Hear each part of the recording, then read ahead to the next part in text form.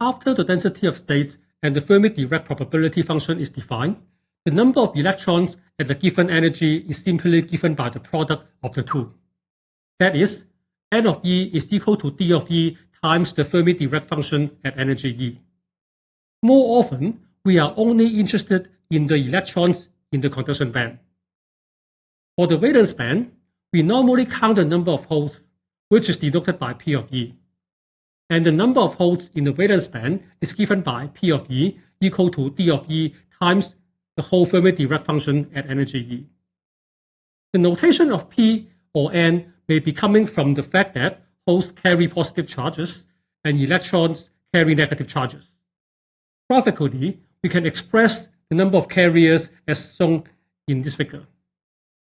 Practically, we only care about the total number of electrons in the conduction band and the total number of holes in the valence band, but not their distribution as a function of energy.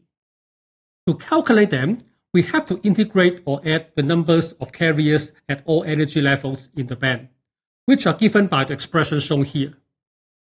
It should be noted that P has to be equal to N, because every electron excited from the valence band to the conduction band will result in a hole in the valence band.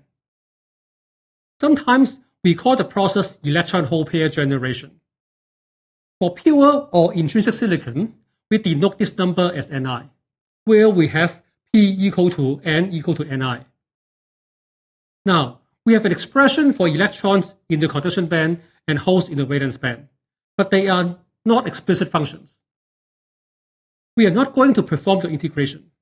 Instead, we are going to simplify them to some more manageable forms.